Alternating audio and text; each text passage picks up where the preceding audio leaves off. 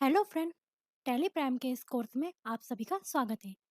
Tally के इस video में आज हम जीएसटी से संबंधित और कुछ जानकारियाँ लेंगे। आज हम सीखेंगे कि जीएसटी आईएन नंबर क्या होता है, जीएसटी रजिस्ट्रेशन क्या होता है और जीएसटी में इनपुट क्रेडिट टैक्स का मतलब क्या होता है। तो चलिए वीडियो को आगे बढ़ाते हैं और हम इन सभी चीज़ों की जानकारियाँ लेते हैं।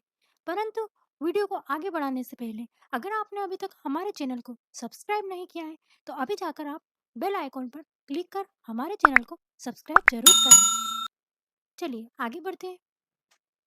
देखिए सबसे पहले हम जान लेते हैं कि जीएसटी आईएन का मतलब क्या होता है। देखिए जीएसटी आईएन का फुल फॉर्म होता है goods and service tax identification number. मतलब जिसका मतलब होता है कि माल एवं सेवा कर पहचान संख्या। जो भी कारोबारी व्यापारी जीएसटी में रजिस्ट्रेशन कराता है उसे यह नंबर मिलता है, इसलिए इसे जीएसटी रजिस्ट्रेशन नंबर या जीएसटी नंबर कहते हैं।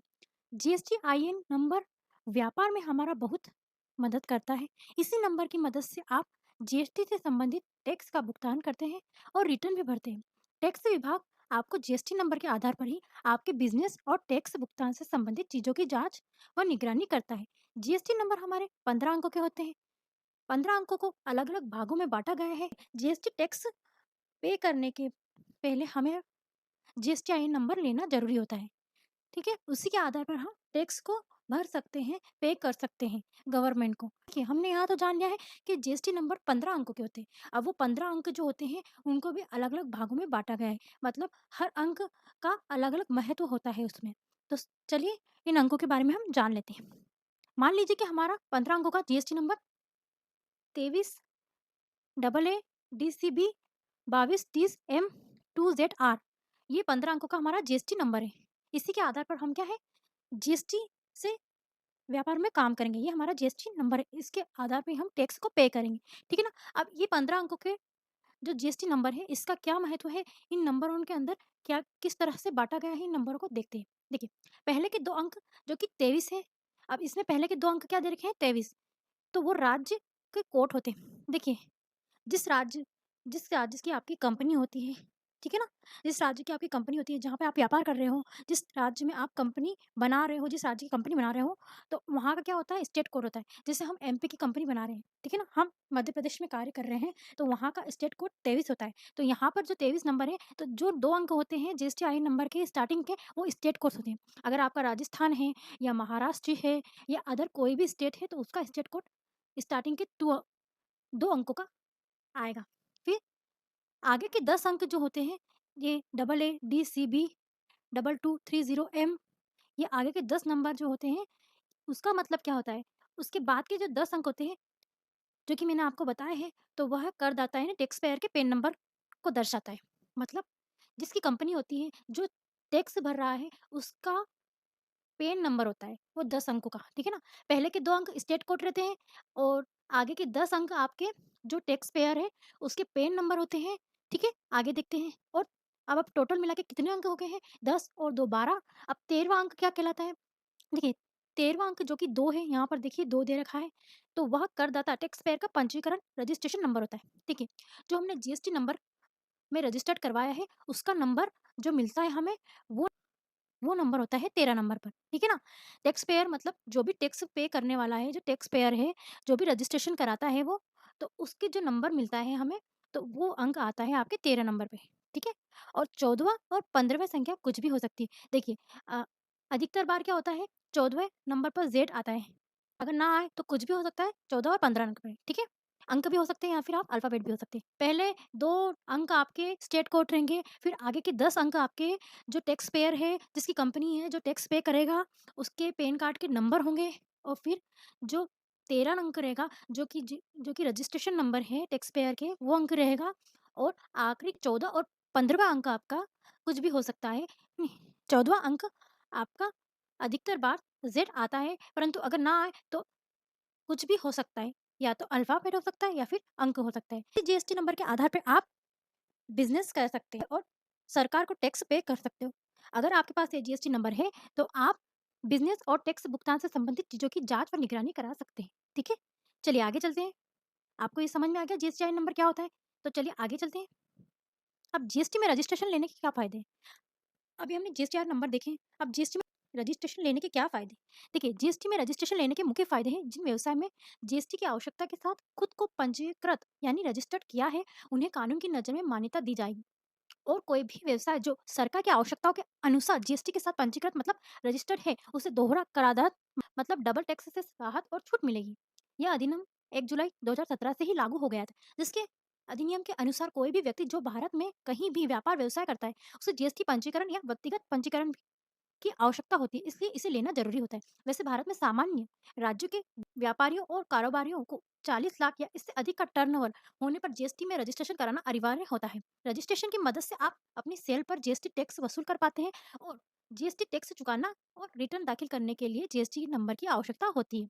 देखिए, जीएसटी रजिस्ट्रेशन कराना आवश्यक है। अगर आप जीएसटी रजिस्ट्रेशन कराते हो, तो आपको बिज़नेस करने में आसानी होती है। अगर आपने रजिस्ट्रेशन कराया है, आपको कानून की नज़र में मान्यता दी जाएगी और आप सेफ हो जाओगे और कोई भी व्यवसाय में सरकार की आवश्यकता के अनुसार जीएसटी के साथ पंजीकरण मतलब रजिस्टर्ड है, उसे दोहरा करदाता मतलब उसे जो ड्यूल टैक्स सिस्टम है, उसको उससे भी राहत मिलेगी। नियम के तहत आपको पता ही है कि जो भी व्यक्ति भारत में व्यापार या व्यवसाय करता है, तो उसे जीएसटी में रजिस्टर्ड होना अनिवार्य है। वैसे अभी सामान्य राज्यों में जो भी व्यापारी हैं कारोबारी हैं, वो 40 लाख या इससे अधिक के टर्नओवर मतलब आप साल भर में 40 लाख और इससे ज़्यादा का की कमाई करते हो या सेल करते हो, तो जीएसटी रजिस्ट्रेशन का होना अनिवार्य होता है। 40 लाख या इससे अधिक में। इसलिए आपको जीएसटी में रजिस्टर्ड होना आवश्यक है। ये आपको जीएसटी में टैक्स चुकाने और रिटर्न फाइल करने में बहुत मदद करता है। चलिए आगे चलते हैं। देखिए, जिन व्यापारियों का सालाना टर्नओवर 40 लाख से अधिक है, तो उन्हें जीएसटी के तहत रजिस्ट्रेशन करवाना अनिवार्य होता है। सालाना टर्नओवर का मतलब होता है साल भर की कमाई से है। इससे पहले यह दायरा 20 लाख तक का था, परंतु अब बढ़कर इसे 40 लाख से ज़्यादा के कारोबार वाले सभी व्यापारियों को जीएसटी रजिस्ट्रेशन करवाना अनिवार्य कर दिया गया। जिन व्यापारियों का काम सर्विस से जुड़ा है, वह बिना GST registration certificate online business कर सकेंगे। उन्हें 20 लाख तक के व्यापार में छूट मिलेगी। इससे अधिक करते हैं तो जीएसटी रजिस्ट्रेशन कराना अनिवार्य होगा। देखिए, जिन व्यापारियों का टर्नओवर मतलब सेल साल भर की सेल 40 लाख या इससे अधिक होती है, तो उन्हें जीएसटी के तहत रजिस्ट्रेशन कराना अनिवार्य होता है। यह तो हमने समझ लिया। साल भर का टर्नओवर का मतलब आप समझ रहे हो?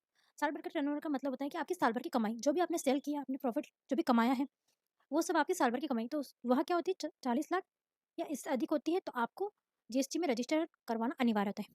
इससे पहले यह दायरा क्या था? मतलब इससे पहले यह 20 लाख तक का दायरा था। अभी बढ़कर इसे दुगना यानी 40 लाख तक का कर दिया। मतलब 40 लाख तक या इससे अधिक अगर आपने टर्नओवर हुआ आपका साल भर में, तो आपको जीएसटी रजिस्ट्रेशन कराना अनिवार्य हो जाएगा। अब देखिए, जिन व्यापारियों का काम सर्विस से जुड़ा है, मतलब जिन व्यक्ति व्यापारियों का कार्य अगर सर्विस से जुड़ा है, तो वह बिना जीएसटी के रजिस्ट्रेशन सर्टिफिकेट सर्टिफिकेशन के ऑनलाइन बिजनेस का कर सकेंगे। उन्हें 20 लाख तक के व्यापार में छूट मिलेगी। मतलब जो ऑनलाइन बिजनेस कर सकेंगे, मतलब सर्विस से जुड़े हुए, तो उन्हें 20 लाख तक के व्यापार में छूट मिलेगी। इससे अधिक करते तो उन्हें जीएसटी में रजिस्ट्रेशन कराना अनिवार्य होगा। अदरवाइज़ 20 तक के लिए आपको छूट मिलेगी। चलिए, आगे चलते हैं। अब हम देखते हैं यदि आपके जीएसटी नंबर लेना है, तो उसके लिए आपको जीएसटी रजिस्ट्रेशन करवाना होगा। उसके लिए 2 तरह की स्कीम होती है। अब ये भी आपको जानना होगा कि अगर हम जीएसटी में रजिस्ट्रेशन कराते हैं, तो 2 तरह की स्कीमें होती हैं। अब वो 2 तरह की स्कीम कौन-कौन सी है? एक होती है रेगुलर स्कीम और एक कंपोज़िशन स्कीम। अब कंपोज़िशन स्कीम और रेगुलर स्कीम क्या होती है, ये भी जान लेते हैं। कंपोज़िशन स्कीम छोटे कारोबारियों को बार-बार रिटर्न दाखिल करने से राहत देने के लिए और रसीदें इकट्ठा करने के झंझट से बचाने के लिए सरकार ने जीएसटी की कंपोज़िशन स्कीम शुरू की है। कंपोज़िशन अपनाने वाले व्यवसायी को अपनी सभी लेन-देनों का अलग-अलग डिटेल नहीं देना पड़े। यह एक विकल्प है। अगर व्यापारी की वार्षिक कुल बिक्री 1.5 करोड़ से कम है, तो वह कंपोज़िशन स्कीम के तहत जीएसटी रजिस्ट्रेशन ले सकता है। देखिए, कंपोज़िशन स्कीम उन लोगों के लिए है जो कि छोटे कारोबारी मतलब छोटे व्यापारी हैं, जो बार-बार रिटर्न दाखिल करना नहीं चाहते हैं और उनको राहत चाहिए, उन्हें रसीद इकट्ठा करने की झंझट नहीं चाहिए।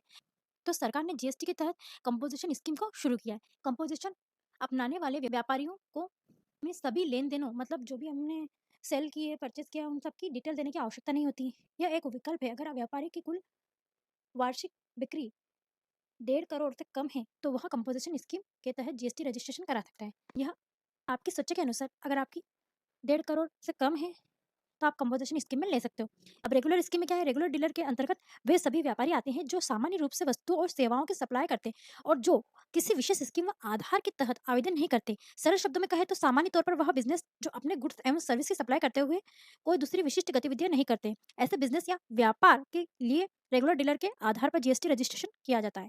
व्यापारी अनिवार्य रूप से या स्वेच्छा से इसके तहत जीएसटी रजिस्ट्रेशन करवा सकते हैं। देखिए, रेगुलर स्कीम में क्या होता है, रेगुलर डीलर जो होता है इसके अंतर्गत व्यापारी क्या करते हैं, किसी भी स्कीम के अंतर्गत नहीं रहते, ना ही वो कंपोजिशन में रहते हैं, ना ही अदर कोई स्कीम के अंतर्गत रहते हैं। सरल शब्दों में कहें तो वह बिजनेस में जो अपने गुड्स एवं सर्विस की सप्लाई करते हैं, मतलब बेचते हैं, कोई दूसरी विशिष्ट गतिविधियां नहीं करते, मतलब दूसरा कार्य नहीं करते। ऐसे बिजनेस या व्यापार के लिए रेगुलर डीलर के आधार पर ही जीएसटी रजिस्ट्रेशन किया जाता है। यह रेगुलर स्कीम में रजिस्ट्रेशन आप व्यापारी अनिवार्य रूप से कर सकता है या फिर अपनी स्वेच्छा के तहत जीएसटी रजिस्ट्रेशन करवा सकता है। अभी सामान्यतः अधिकतर लोग रेगुलर स्कीम में ही रजिस्ट्रेशन करवाना पसंद करते हैं। यह मंथली पे होता है। चलिए आगे चलते हैं। अब इनपुट क्रेडिट टैक्स क्या होता है? देखिए, अब इनपुट क्रेडिट टैक्स का मतलब क्या होता है? जीएसटी में बहुत महत्वपूर्ण टॉपिक है इनपुट क्रेडिट टैक्स। इसके बारे में आप अच्छे से समझें। देखिए, जीएसटी में इनपुट क्रेडिट का महत्व भी वही है जो शरीर में रीढ़ की हड्डी का होता है। वास्तविक रूप से जीएसटी में जिस कर का भुगतान करना होता है, उसकी गणना मुख्य रूप से आउटपुट टैक्स में से इनपुट क्रेडिट को घटाकर ही की जाती है। इसे आईटीसी कहते हैं। जीएसटी में इनपुट क्रेडिट के रूप में ऐसी व्यवस्था बनाई गई है जिससे पहले भुगतान किए गए जीएसटी के बदले में आपको क्रेडिट मिल जाता है। ये क्रेडिट आपके जीएसटी अकाउंट में दर्ज हो जाते हैं। बाद में जब आपको जीएसटी का भुगतान करना पड़ता है तो उसके पेमेंट के लिए आप पैसों की जगह पर इन इनपुट क्रेडिट्स का इस्तेमाल कर सकते हैं। जैसे कि हम जो जीएसटी टैक्स पे करके आते हैं तो उस जीएसटी को सरकार हमें रिफंड कर देती है। तो उस रिफंड को ही हम आईटीसी मतलब इनपुट क्रेडिट टैक्स कहते हैं। देखिए, सरल शब्दों में कहें तो इनपुट क्रेडिट टैक्स वह होता है जो कि हम टैक्स सरकार को पे करते हैं। मान लीजिए हमने किसी सामान पर टैक्स को पे किया है, ठीक है ना? तो सरकार उसको रिफंड कर देती है। मतलब हमने अगर सीजीएसटी, एसजीएसटी को किसी सामान पर पे किया है, ठीक है ना?